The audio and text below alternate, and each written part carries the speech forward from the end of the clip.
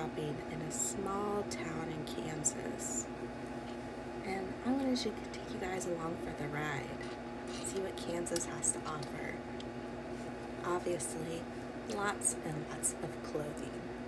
That's the first thing that I always run to anyways, because you never know what you're going to find. This thrift shop is ran by like 3 or 4 different churches in the community. So there's a lot of, church clothes in the thrift store. It's all volunteer, so I don't think any of the people that work it actually get paid. And I think that if I'm understanding it right, the money goes back into the community, back into the churches. This was a fun prom dress I saw in there. And they just did a bunch of renovations, so it was huge. It used to be a lot smaller when I went like last year, and it's like triple the size now. I always have to look through the art because you never know what you might find.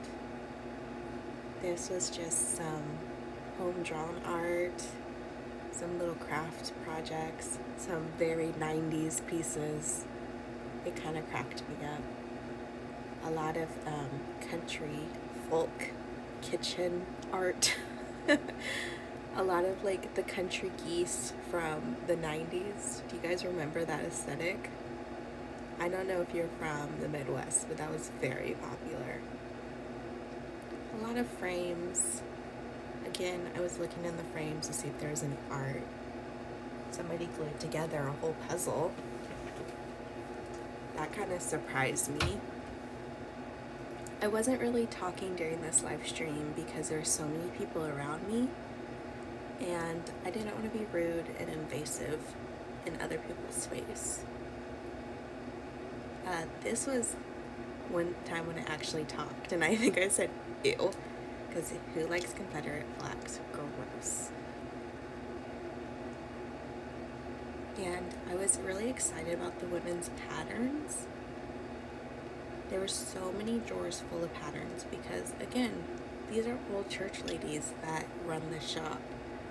So I was looking through the patterns. They were only 10 cents each. I didn't actually find any that I loved, that I couldn't live without. I probably should have got that dress though, because that was pretty cute. For 10 cents, for a dime, I could have got it, and even if I didn't use it, oh well, it was a dime. But I didn't buy anything from the patterns. Lots and lots of fabric. I was thinking that'd be a cute scarf, like a headscarf. And lots of craft supplies. Lots and lots of craft supplies. Honestly, next time I have a project in mind, I might just go to that thrift store and see if I can find all the supplies there instead of going to an actual chain craft store. I was looking at the board games because I love playing board games with my family and friends, but they didn't have any that really spoke to me or that I didn't already have. Oh my gosh, I wish I would have bought this. It was so cute. I really like it. It was heavy duty. I know why I didn't buy it though, because it was $27, and I'm a little too frugal for $27 for a used kitchen set.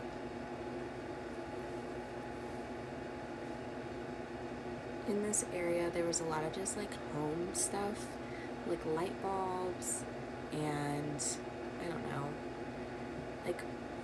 faucets and a hose.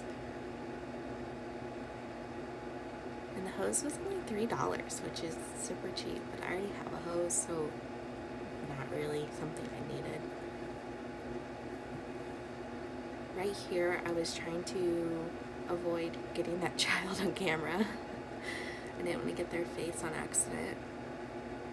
If you notice, when I'm walking near people, I always point it down at their feet because I don't want to invade anybody's privacy.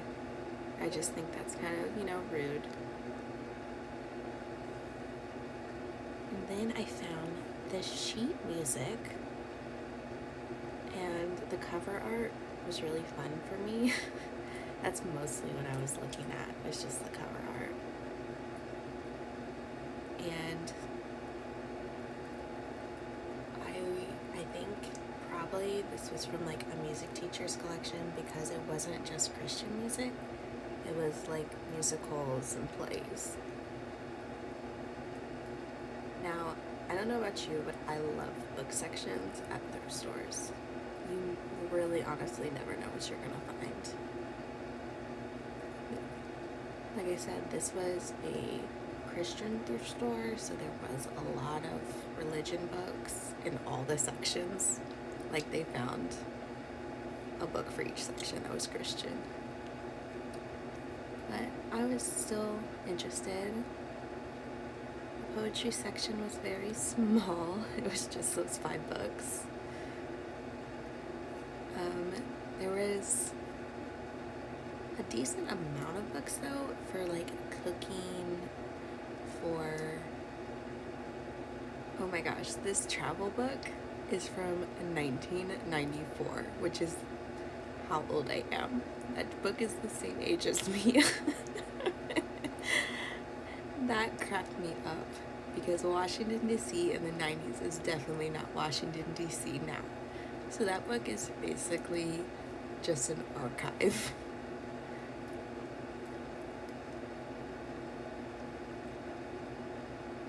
A lot of the cooking books were about how to get thinner, which was kind of disappointing to me. But the real winners was in this book. Look how like in great condition it is. All the house plants.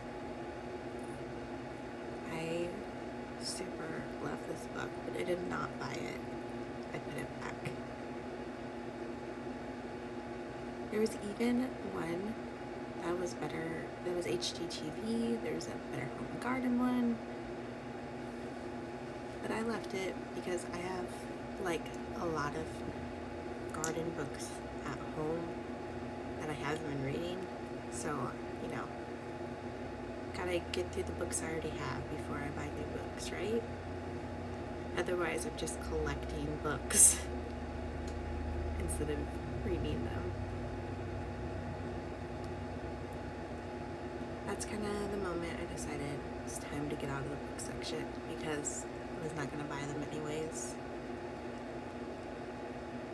Walk past more clothes, going past even more clothes. Like I said, this place is huge now. Like, so big.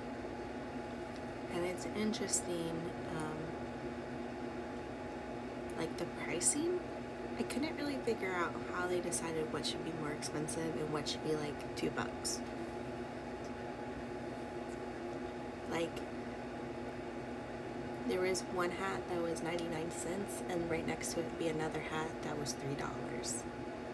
And I truly don't know what the difference was.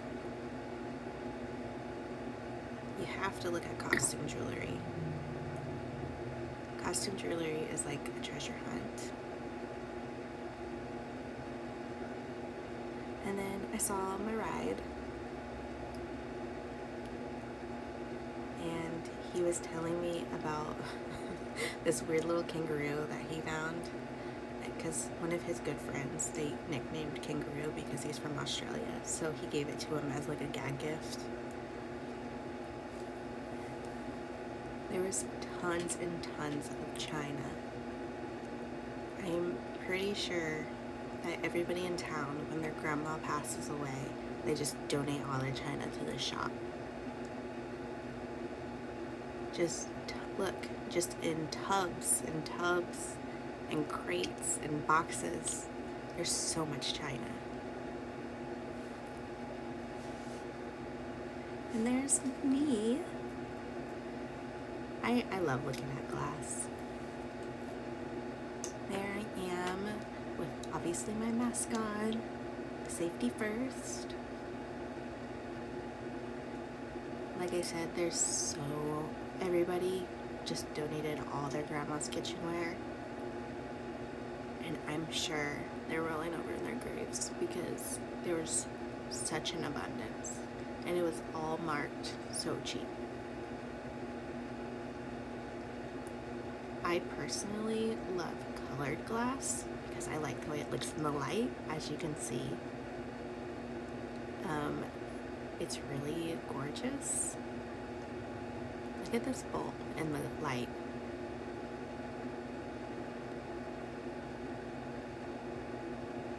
Yeah.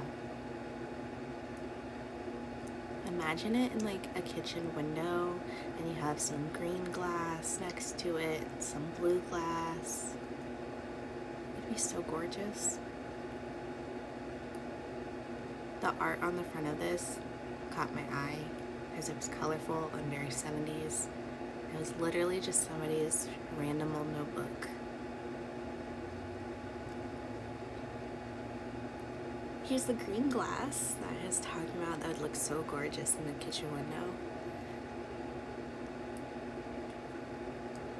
And I was getting kind of nervous because it was like the glass things were getting closer together, and I was afraid I was going to bump into something, and then it was going to be like a horrible chain reaction like you see on the movies. But that did not happen. It was fine.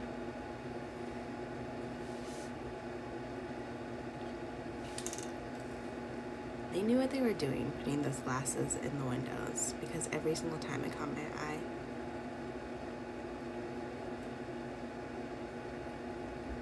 And then when I got to this, I couldn't figure out what were in these boxes. I had no idea. And I was like reading the boxes and I was like, what could it be? Is it like film or something? Like it says fish plate. What's a fish plate?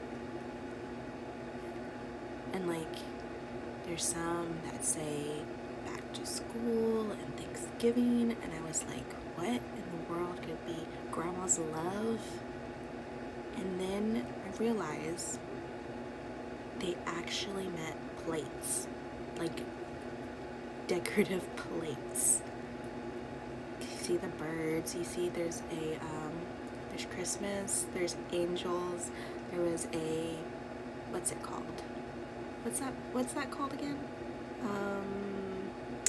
It's that old movie. Oh, I don't remember. And then they have these really pretty blue ones. I just like colored glass.